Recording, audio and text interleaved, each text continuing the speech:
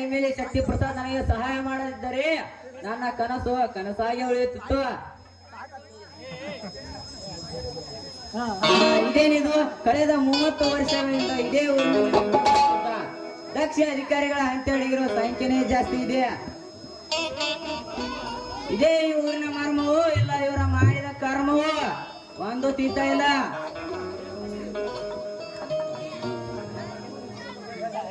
ಇದೇ ಕಾರಣಕ್ಕಾಗಿ ಕಳೆದ 5-6 ವರ್ಷಗಳಿಂದ ಈ ಊರಿಗೆ ಡ್ಯೂಟಿ ಮಾಡಲು ಯಾವ ಒಬ್ಬ ಅಧಿಕಾರಿ ಕೂಡ ಒಪ್ಪುತ್ತಿಲ್ಲ. ಇದನ್ನೆಲ್ಲ ಆಳವಾಗಿ ಗಮನಿಸಿದರೆ ಇದರ ಹಿಂದೆ ಈ ಊರಿನ ಎಮ್ಮೆಲ್ಯೆ ಶಕ್ತಿ ಪ್ರಸಾದನ ಬಲವಾದ ನಟು ಇದೆ ಅನಿಸುತ್ತದೆ. ಅದಕ್ಕೆ ಅಲ್ಲವೇ ಅವನು ಕೆಲವು ಷರತ್ತುಗಳನ್ನು ಒಪ್ಪಿಸಿ ಇಲ್ಲಿಗೆ ಪೋಸ್ಟ್ ಹಾಕಿಸಿಕೊಂಡಿದ್ದಾನೆ. ಹಾಗಾದರೆ ಅವನೇನಾದರೂ ಸರ್ಕಾರದ ಮಣ್ಣಿಗೆ ಕಣ್ಣೆರಚಿ ಬೇರೆ ಯಾವುದೋ ಒಂದು ಗದ್ದೆಯಲ್ಲಿ ಇದ್ದಾನೆ ಅನಿಸುತ್ತದೆ. ಇರಲಿ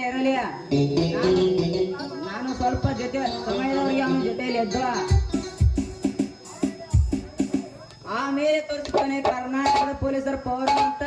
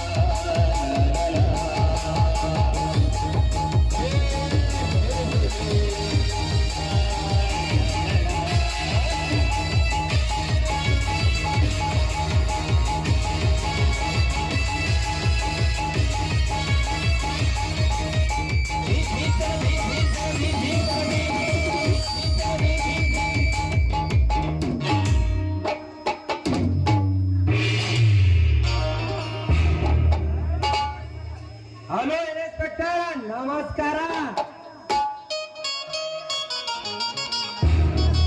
ಬನ್ನಿ, ಯಾರು ತಾವು? ರಾಕೆ. ಓ ಹೌದಾ, ಇಲ್ಲಿಗೆ ಬಂದಿರೋ ವಿಷಯ?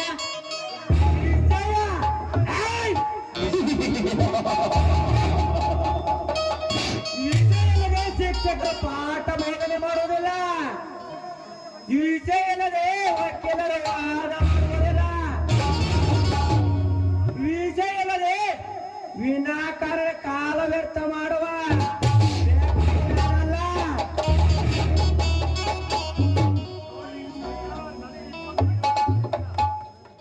ನೋಡಿ ಇನ್ಸ್ಪೆಕ್ಟರ್, 25 ವರ್ಷಗಳ ಹಿಂದಿನ ಕೇಸ್ ಫೈಲ್ ಬೇಕು ನನಗೆ. ಆ ಫೈಲ್ ಕೊಡೋ ನನಗೆ. ಏ ಮಿಸ್ಟರ್, ಸ್ಟೇಷನ್ನಲ್ಲಿರೋ ಫೈಲ್ಗಳೆಂದರೆ ಸರ್ಕಾರಿ ಶಾಲೆಯಲ್ಲಿ ಮಕ್ಕಳಿಗೆ ಹಂಚುತ್ತಿರುವ ಪುಸ್ತಕಗಳನ್ನು ತಿಳಿದುಕೊಂಡಿರುವ ಮೂರ್ಖ.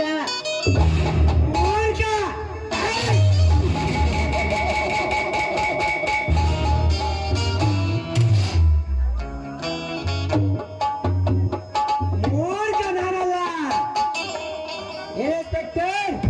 ಸರ್ಕಾರದಿಂದ ಮಾತಾಡ ಬರುತ್ತಿದ್ದಾರೆ.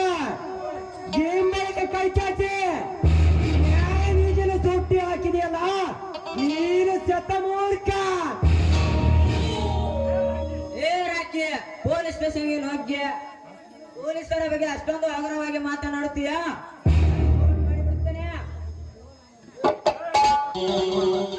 ಇನ್ಸ್ಪೆಕ್ಟರ್,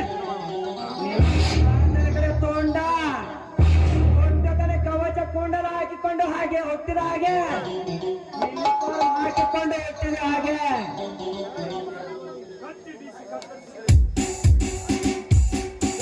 ಬೀಸಿ ನಿನ್ನ ರೋಂಡ ಕತ್ತರಿಸಿದರೆ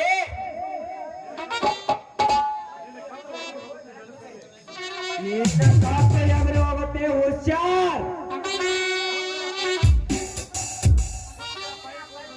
ಸುಮ್ಮನೆ ಫೈನ್ ಕೊಡು ನನಗೆ. ಏ ಮಿಸ್ಟರ್ ರಾಕಿ, ಪೊಲೀಸ್ ಸ್ಟೇಷನ್ಗೆ ಹೋಗ್ಯ ಪೊಲೀಸರಿಗೆ ಬೆದರಿಕೆ ಮಾತನಾಡುತ್ತೀಯಾ? ನಿನ್ನನ್ನು ಒದ್ದು ಹೀಗೆ ಆಡಿದರೆ ನಿನ್ನನ್ನು ಒದ್ದು ಒಳಗೆ ಹಾಕಬೇಕಾಗುತ್ತೆ. ಅಷ್ಟಕ್ಕೂ ಆ ಫೈಲ್ಗೂ ನಿನಗೆ ಏನು ಸಂಬಂಧ? ಸಂಬಂಧ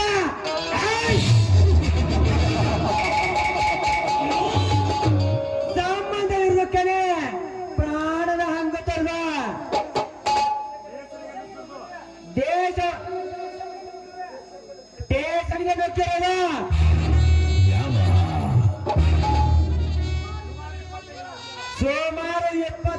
ವರ್ಷಗಳ ಹಿಂದೆ ಆ ಕಗ್ಗತ್ತಿನ ರಾತ್ರಿಯಲ್ಲಿ ಇದೇ ನನ್ನ ತಾಯಿ ಕರಿಯಮ್ಮ ದೇವಸ್ಥಾನ ಹತ್ತಿರ ಒಂದು ಕುಟುಂಬದ ಬಾರ್ಬರವಾಗಿ ಹತ್ಯೆ ಮಾಡಲಾಯ್ತು. ಆ ಕೊಲೆ ಮಾಡಿದವರು ಯಾರು,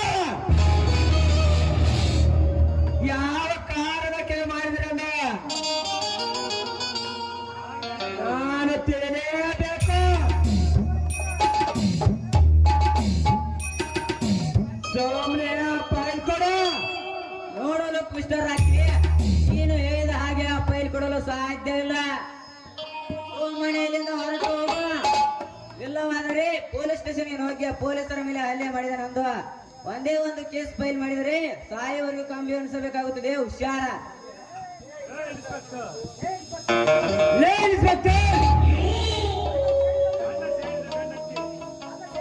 ನನ್ನ ಸೇಡಿನ ಬೆನ್ನ ಹತ್ತು ಬಂದರೆ ಸೇರಿಸೋ ಬೆದರಿಕೆ ಹಾಕೋಯ.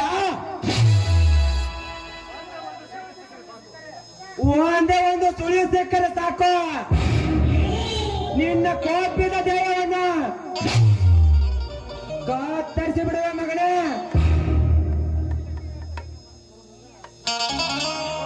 ಆ ಕಡಲ ತೀರದಲ್ಲಿ ಎಸೆದ ಕೈ ಚೆಲ್ಲುತ್ತಾನೆ.